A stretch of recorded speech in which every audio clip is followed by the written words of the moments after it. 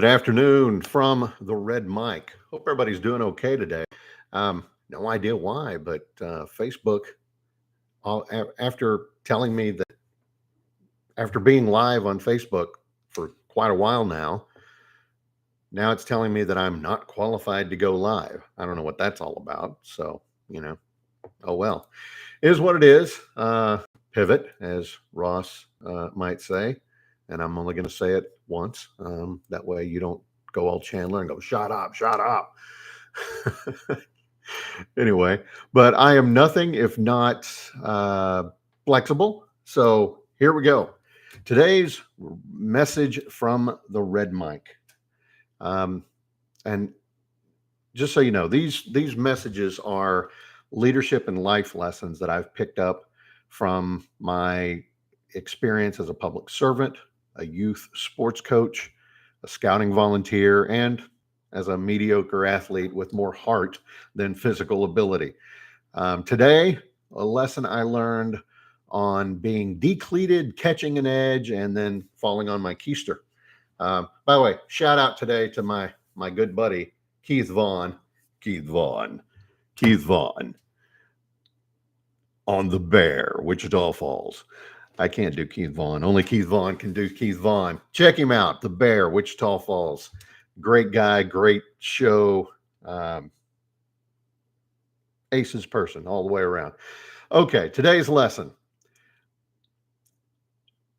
I've mentioned a few times I played high school football. Well, one of the things I did, particularly my junior year, and this was my junior year, I played center, but I didn't start my junior year. In fact, I only started one game my senior year. Got injured, but that's a whole other story. I think I've mentioned it before.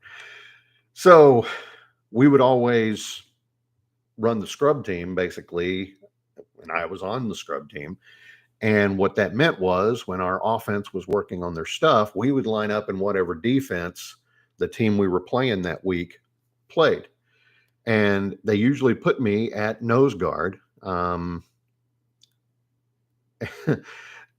which my junior year was not fun because the guy who started was, a foot taller than me, it seemed, and just huge. I mean, arms like trees.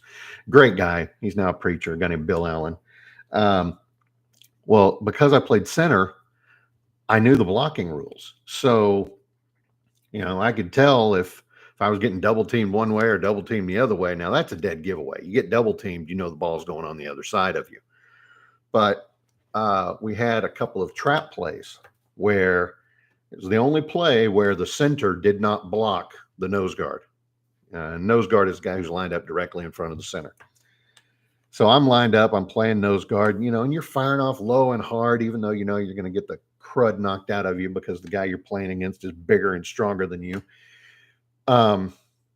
Well, because I knew the offense, I blow through the line as Bill pulls to go block somebody else.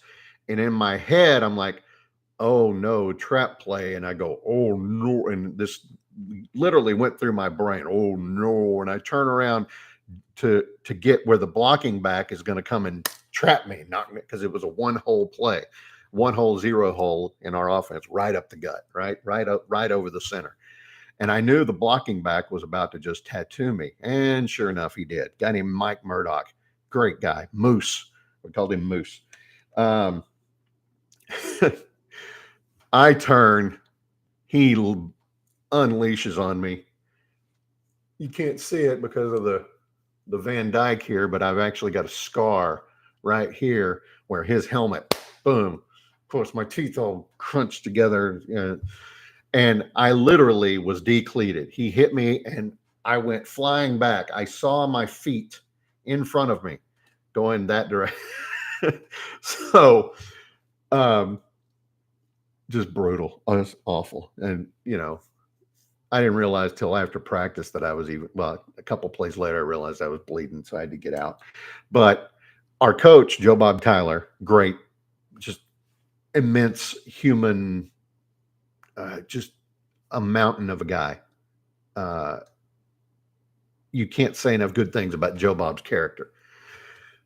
Well, he believed in perfect practice makes perfect. So if there was something happened he didn't like, we were running the play again. So of course we got to run the trap play several times. Now, yeah, you could be, as we used to say, an egg sucking dog, and try to cheat on the play and everything. I wasn't going to cheat, but I also wasn't going to let Moose just knock me over without at least trying to fight back a little bit. So instead of going through completely head first blind, I'm going head first, but I'm turned and I'm looking and I'm waiting for him. And I let him block me. Let him. I mean, he was going to block me out of the way anyway. But but at least I didn't get decleated, with my feet flying in front of me, like that. So I took my beating there, but I learned my lesson, and I mean, and I knew better. I already knew the play, but sometimes you're just going to take your lumps. Um, and I did that day. Now, another situation, when I was a scout leader, we went on a scouting event. We went to a skating rink. Well, I skated all the time when I was a kid, but I really had not skated much at all since probably middle school. So we go to this event and we're skating along, and I'm doing okay, and well, then they have a speed skate. I'm going to do this. And I'm going along and I'm doing pretty well. There's one guy in front of me, and it's clear he's a regular and he's there all the time. He's got his own skates. I'm on the skates that I rented from the place, and I'm coming along, and we're in the last lap, and I catch an edge wrong on the turn. And instead of flying backwards, I'm flying forwards like this. And I see my feet in front of me because my feet zoom out in front of me, boom. And of course I land, boom, boom, boom, on my keister. I ended up having to sit on a pillow for about a week, and that was a lot of fun. So long story short, lesson learned, don't do the speed skate unless you're, warmed up and, used to doing it. Cause man, that was a painful lesson.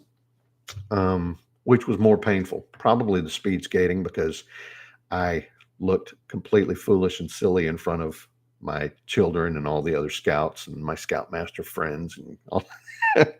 But you do what you do. Now, how do you tie this into a business setting? Easy thing right off the bat is, if you make a mistake, move on the best you can and do your best to not make the same mistake again. Good example. I worked at an agency, the Texas Residential Construction Commission, last state agency that got shut down by the legislature. The Sunset Report basically said, yeah, they're doing everything they're supposed to do legislatively, operationally. We just don't like it. Shut them down. A lot of reasons why it didn't work. We were doing our jobs. All of our performance measures were good, but there were definitely some structural deficits in the way the statute was constructed. Anyway, we took our lumps in a legislative hearing, and it was an unforced error. But it's a lesson that I've kept with me. We were actually going through sunset, and there was no guarantee we were going to continue. And in fact, we didn't continue, as I said. I tried to talk my boss out of it, but our board members wanted him to have a raise. So we put it into our funding request that he get an exceptional item for a raise. And I said, we need to take this out. It's not going to be good. And it wasn't. They beat him up pretty good in that hearing. And that was an unforced error. Here's an error that wasn't really even an error at all. I was in a budget hearing a few years back, and it was my first session after being named executive director at the Cairo board. And we had a couple of lawsuits, and we've cleared both of them. We won both of them. But at that point, they were still over our necks. And I got called on the carpet during a legislative hearing for the lawsuit that I had nothing to do with, because it predated me. So I just sat there and took my lumps, and the chairwoman was very kind and gave me a couple of knowing looks, and she nodded at me a couple of times. And I'll always have a fond place in my heart for her because she was very kind and did everything she could to protect me from this particular senator's wrath. So, bottom line is, you're going to take your lumps. Sometimes it's your fault, sometimes it's not. You're going to make mistakes. Sometimes they're not your fault. Quite often, they're going to be your fault. Just pick yourself up, dust yourself off, do your best to move through it, and try not to make those same mistakes again.